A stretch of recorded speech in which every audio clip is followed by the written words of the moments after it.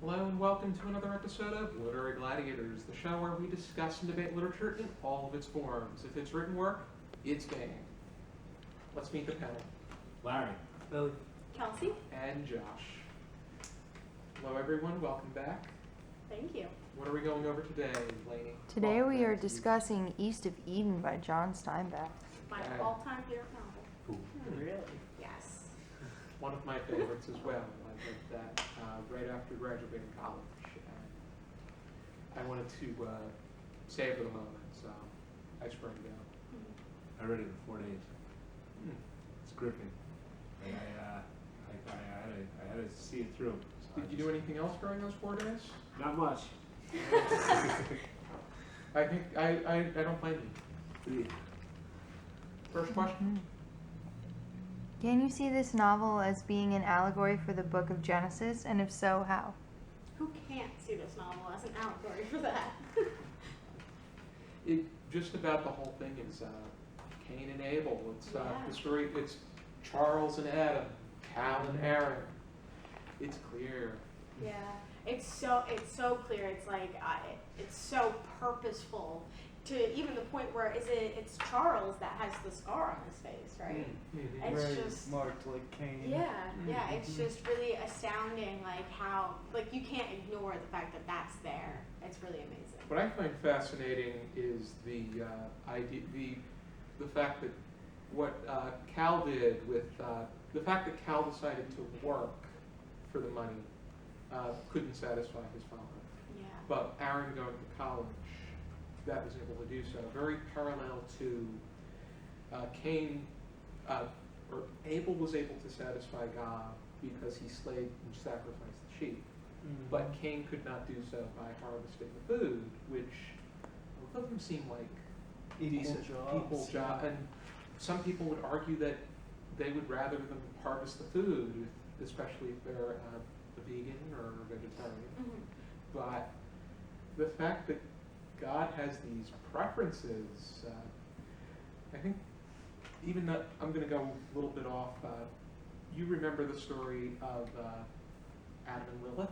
Mm-hmm. And how Lilith wanted equality, but Yes. Adam and God thought that the man should be superior, Thought that so man should rule. Lilith walked away and was deemed a Yeah. demon, and they brought Right. Eve into the picture. It's something how they concentrate on the fact that God has these preferences, or at least in the book of Genesis. I also think the most obvious use of the allegory for the book of Genesis is that he even goes so far as to give the Cain and Abel, Charles and Cal and everything, they all have those C and A names, everybody, even Kathy, right? She's Kathy's Like- got a pseudonym. yeah, Mhm. it's just really, it's really, It's almost heavy-handed. yeah. What you're saying about you find it heavy-handedness, the allegorical. Yeah, it's just so hard to ignore. It's like, let me set up the names. Let me give them the scar. Let's have them fail to please their father by doing jobs that seem equally as much work. That is certainly true. And the fact that they reference them too Mm-hmm. as being such, but in a way that they're disconnected too by the fact that Charles was jealous of Adam, but the fact that he needed to assert his dominance on him. But the fight in the beginning of the novel. The thing is that although it is heavy-handed and it does reference something that was written very long ago, the whole favorite children thing, favoriting your children, is still a That problem transcends that. generations. Yeah, exactly. It definitely does. It's something that the repercussions of favoriting a child is endless. Oh, that wasn't a complaint. I was No, just I was- saying. Yeah, I'm just commenting on it. It's Right. something that is unfortunate. In ideal families, they're usually equal, but Or if you do It's have not- a favorite, you don't express it so openly like it's No, expressed in this novel. even in the way, even without saying so. Yeah. But any Next question? All right. Whose story do you feel is the most critical to understanding the message of this novel at large, and why? more so the fact that I think the question at hand was which character's story do you find as the most interesting, or which foil or duo? And I think, somebody want to answer before me? Well, I initially chose Cal and Aaron for the child's favorite part, but since I already commented on that, I'd like to say that Lee is my favorite. I'm sure you picked the same. I actually So- picked two people that weren't connected, and that's Lee and Kathy. Oh, okay. All right, I'm excited to hear about that. So, how did you go? Already. With I think Lee is. I think they go together because they are opposites. Lee is somebody that brings everybody together in the way that he tends to Adam, but he also raises Cal and Aaron, Yes. and he actually molds them into how he was raised. So It's interesting that you picked them because he takes the role Kathy should have had. He realistically, does, and- So. and Kathy, on the other hand, breaks everybody apart Yeah. because she is a manipulative whatchamacallit. Because the fact that she spent her whole life lying, cheating, manipulating her way into getting what she wanted. Our parents tried to, her father tried to discipline her, but they ended up dying in a fire.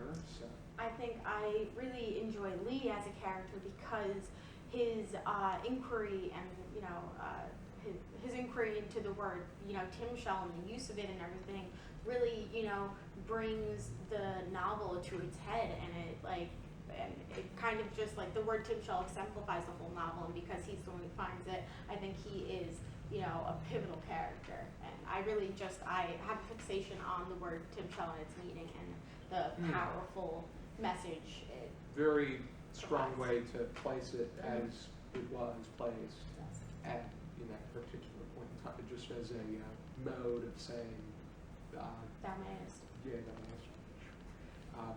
But with regard to Kathy, one can argue there really I don't even think there could be a feminist argument on her. Somebody could try, but she really didn't amount to anything.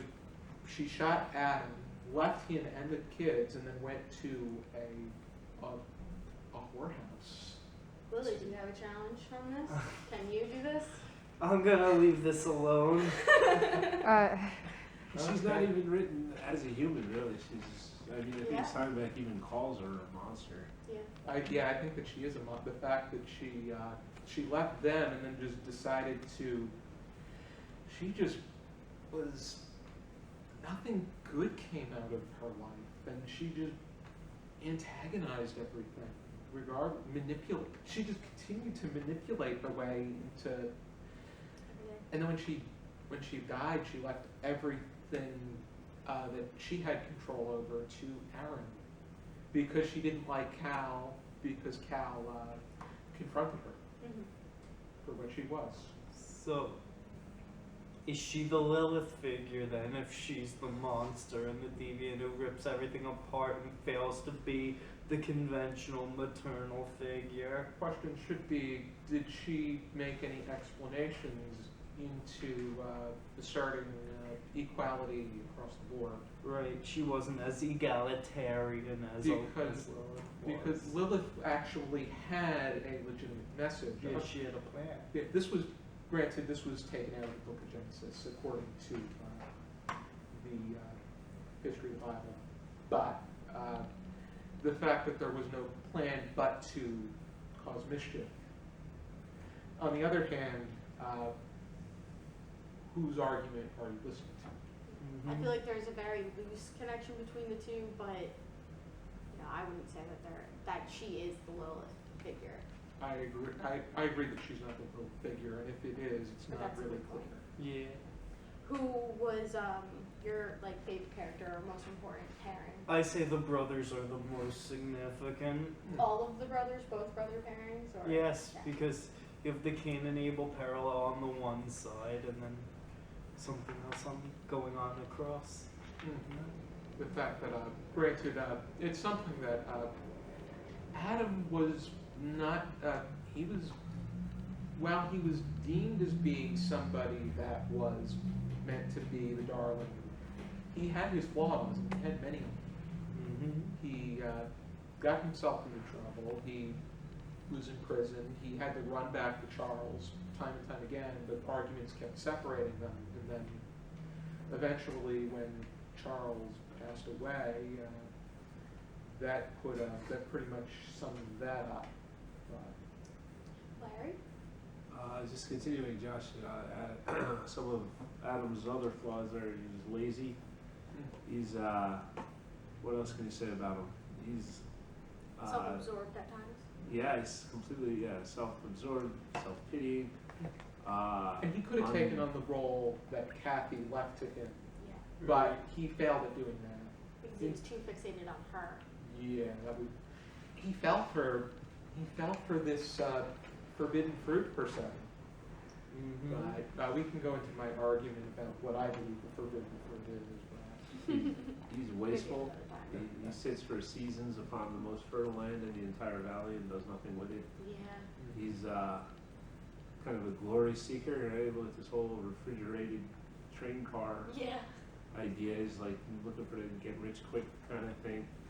He's a hypocrite because his money that he has lived on his entire life, he knows or believes was gotten illegally through illegal means. And then when Cal turns around and gives him $15,000 that he earned honestly, he acts like it's poison and that Cal was deceitful in the way that he got that money. So yeah, I mean Adam, I don't know, he's not really, I don't know, he's flawed like you said. Now, as far as my favorite pairing, I think the most significant to the story is the story of Cal. I think he is the protagonist in this work. It seems to be Steinbeck's intention to have him beat the. As a traditional protagonist or more of an anti-hero? No, I would say as a traditional. Oh, really? Okay. Yeah, because I think by the end of the work, he's redeemed. He's redeemed. So though, yeah, I mean, he's not a perfect person. I mean, Steinbeck is very good at writing flawed characters. But for the most part, he gives them, the humanity and the benefit of the doubt. In fact, the only exception to that I can really see would be Kathy in this work, or in any work that I've read of his. Kathy is like she's a monster. Let me just he's just pretty much upfront with it. He's like this woman is a monster. So normally when he writes these conflicted or whatever these characters, Ambiguous. Yeah, my favorite character in this book is Charles, and I don't know why, but for some reason, when I was reading it the time that I read it, I couldn't wait for Adam to get home and just so that Charles would be in the story again. I just thought he was fascinating, and I don't even know why. He's not that major of a character, and he doesn't even make it all the way through the book. He's not in it long. I don't know, maybe that's what it was, just the fact that absence makes the heart grow fonder or something. Yeah, I just wanted to know more. I just wanted more Charles. I love the scene. To me, the most climactic scene in the book is when Adam just first gets home and they're having that breakfast, and it's so tense, and awkward. And it's just, I don't know, it's just something about it just really struck home to me. And to me, that was the climax, and the book never quite lives up to that moment after that for me. I'm pretty positive that I'm positive that I have it at home, but I'm not sure about when it was written. But I'm pretty positive there's a book of the letters that he was writing during his writing of East of Eden. So maybe if you read that, that would give you a little bit more of Charles that you're looking for. Yeah. So you should check that out. Yeah, I will. Next question. Alrighty. Among Steinbeck's other novels and works, where do you see this one in standing? He deemed this as a magnum opus, and I think that this is the only one I read throughout, but it made its mark. This is the third work that I've read by him, and I think it is his best. Because I think the problem a lot of people have with Steinbeck is that he does spend a lot of time describing things. Like I have a lot of complaints. People have a lot of complaints about Grapes of Wrath for that reason. He spends too much time describing the scenery. You spent the chapter talking about the turtle crossing. Exactly. And I believe that this work has just a happy medium of all of these things. And I think that's why it's the best, because it's possibly the most accessible for that. Well, no, of Mice and Men is the most accessible. Everybody, favors that one overall. But yeah, I agree that this is his best work. So that I've read so far. I'll have to go over Mice and Men because I have that in the novella collection that he, which I would highly suggest. If I can find it, I'll leave it down in the description. Your thoughts? I say it goes East of Eden, Grapes of Wrath, The Pearl for I top haven't read The Pearl 3. yet, but that's my next. After the Letters book, at least. It's very short, so you'll get through it quick, but it has a lot to say about greed and ambition and how people can have good intentions with something that has value and something can seem to be salvation and end. A little more black and white than that. And I know, Larry, you had an individual video about Steinbeck. Yeah, to me, the unquestioned masterpiece is The Grapes of Wrath. I said in that previous video that I think it might be the most important work of the 20th century, and that's just what I think. It's definitely the book that I've read that has affected me the most personally. It's given me a way of looking at the world that I would not have otherwise come to. It's opened me up to the entire Dust Bowl era. It's led me to introduce myself to the works of Woody Guthrie, and the result, just there's nothing that more that I don't know. To me, it's a great book.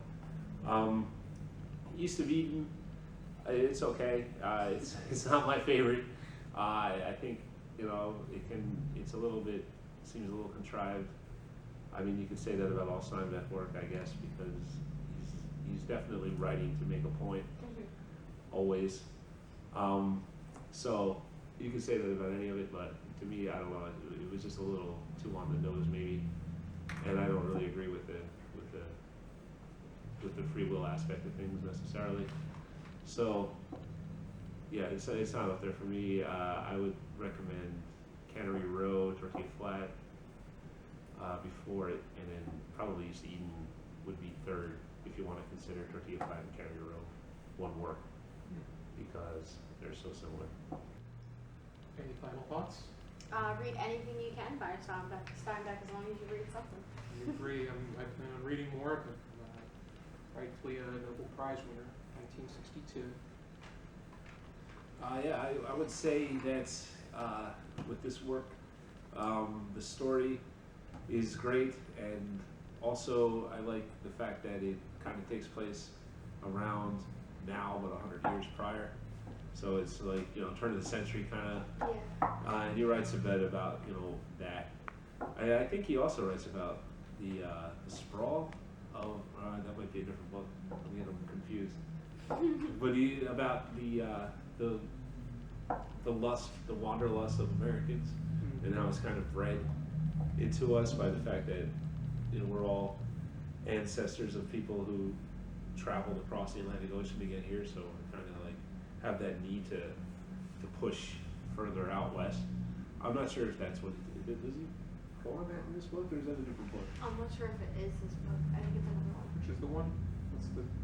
All right. The wandering aspect, but I don't think it's this one. No, I don't think so.